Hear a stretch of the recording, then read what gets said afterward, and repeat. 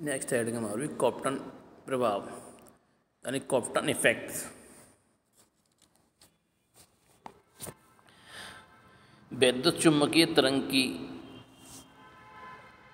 कण प्रकृति का दूसरा उदाहरण किसी पदार्थ यानी कार्बन में एक्स किरणों यानी फोटोन का प्रकीर्णन है। प्रयोगात्मक रूप से इस प्रकीर्णन की खोज सर्वप्रथम ऑर्थर एच कॉप्टन ने की थी, इसलिए इसे कॉप्टन प्रभाव या कॉप्टन प्रकीर्णन कहते हैं। यानी इस कण की जो खोज की तो कॉप्टन ने करी थी, तो इसलिए इसका नाम पड़ गया कॉप्टन प्रभाव, कॉप्टन इफेक्ट। कॉप्टन ने पाया कि जब एक बड़ी एक्स किरण यानी फोटोन कम परमाणु क्रमांक वाले पदार्थ जैसे कार्बन पर आपतित होती है तो प्रकीर्णन में इनकी आवृत्ति में परिवर्तन हो जाता है। उन्होंने कहा कि इनकी आवृत्ति में क्या हो जाता है, परिवर्तन हो जाता है। प्रकीर्णन किरण में ना केवल आपतित किरण बल्कि आपतित तरंग की अपेक्षा अधिक तरंग दैर्घ्य की तरंग भी होती है, ये उन्होंने उसमें देखा।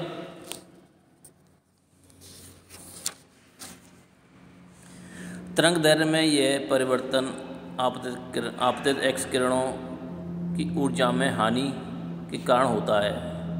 इस प्रत्यास्थ क्रिया को कॉप्टन प्रभाव कहते हैं।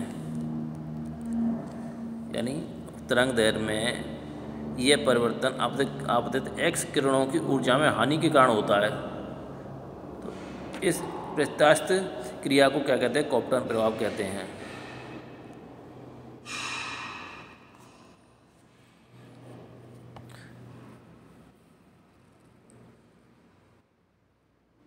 कॉप्टन ने इस प्रभाव की क्वांटम सिद्धांत से व्याख्या की। कॉप्टन ने बताया कि फोटोन पदार्थ के केवल एक इलेक्ट्रॉन से प्रकीर्णित होता है, न कि पदार्थ के सभी इलेक्ट्रॉनों से। इसलिए इस पूरे प्रक्रम को एक्स किरणों के फोटोन और नाभिक से हल्के रूप से बंधे इलेक्ट्रॉनों के बीच प्रत्यास्थ संघट्ट मानते हैं, जैसा कि चित्र में दिखाया है।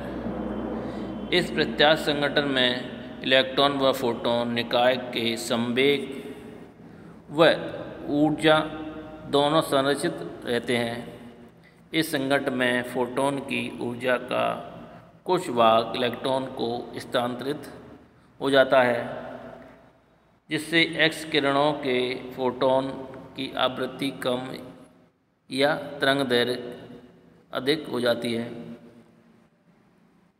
यानी उसकी आवृत्ति कम होगी या फिर उसकी तरंग दैर्घ्य अधिक हो जाएगी। यदि आपतित फोटोन की ऊर्जा एच न्यू तथा संवेग एच न्यू अपॉन सी है तथा यह विरामावस्था में स्थित इलेक्ट्रॉन से टकराता है, तब इलेक्ट्रॉन का प्रारंभिक जो संवेग है वो शून्य होगा। क्या होगा, इलेक्ट्रॉन का जो प्रारंभिक वेग होगा वो क्या होगा, शून्य होगा। तो इसकी प्रारंभिक ऊर्जा केवल विरामावस्था द्रव्यमान ऊर्जा m0c² होगी। प्रकीर्णित प्रोटॉन ऊर्जा एच न्यू डैश व संवेग एच न्यू डैश सी से आपतित दिशा में थीटा कोण बनाते हुए गति करते हैं।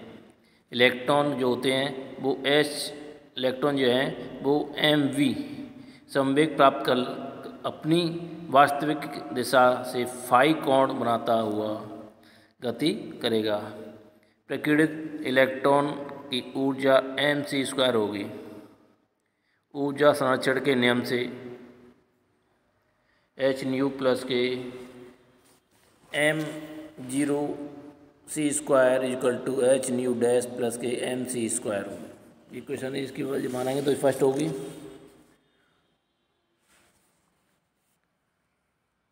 संवेग संरक्षण के नियम से जो एक्स और वाई दिशा में है तो H nu upon C plus K 0 = H nu dash upon C cos theta plus K M B cos phi.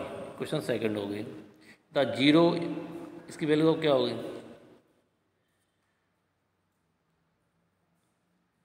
Zero equal to H nu dash upon C sine theta minus K M B sine phi. समीकरण 2 को निम्न प्रकार भी लिख सकते हैं, M B C cos phi equal to H nu minus K H nu dash cos theta. Equation 4 हो जाएगी।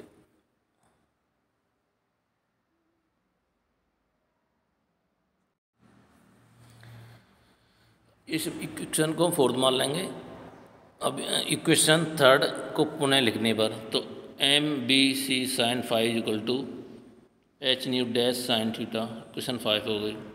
इक्वेशन यानी समीकरण 4 और 5 का वर्क करके जोड़ने पर तो M square B square C square equal to H square bracket में B square minus K 2 V dash cos theta plus K V dash cos square theta bracket बंद कर देंगे इसका plus K H square V dash square sine square theta. इसको solve किया तो ये हो जाएगा ब्रैकेट में एच स्क्वायर तो बाहर है, ब्रैकेट में V square minus K 2 V dash cos theta equal to H square और वी डैश स्क्वायर। इक्वेशन 6 हो गई इसको। परंतु इक्वेशन फर्स्ट से हम एम सी स्क्वायर बराबर H nu minus K nu dash plus K M zero और C square, इससे क्या होगा, इसकी वैल्यू हम 6 में लगाएंगे तो क्या होगा, तो ये हो जाएगा M square C square equal to H square V minus V dash का whole square plus K M square का होल स्क्वायर सी की power 4 plus 2h V minus K V dash M zero C square. Equation 7 हो गई। Equation 7 को समीकरण 6 में से घटाने पर तो ये बचेगा हमारे पास M square C square bracket में V square minus K C square minus B square equal to minus K H square nu dash 1 minus K sine 1 minus cos theta plus K H nu minus nu dash M zero C square plus K M zero square C की power 4। Equation 8 हो गई। लेकिन हम जानते हैं कि M बराबर M zero upon root के अंदर 1 माइनस के B square upon C square होता है।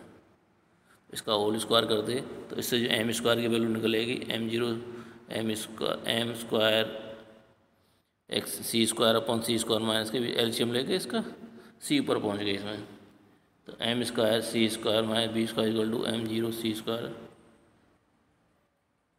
अभी क्वेश्चन ये 8 हो गई और वो 9 हो गई। 8 और 9 से तो सॉल्व किया तो ये निकला है 1 upon V dash minus K V equal to H upon M zero C square और bracket 1 minus K cos theta.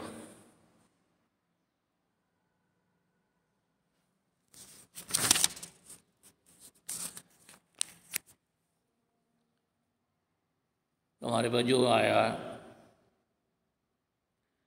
तरंग दैर्घ्य में परिवर्तन D lambda equal to delta lambda H upon M zero C 1 minus K cos theta.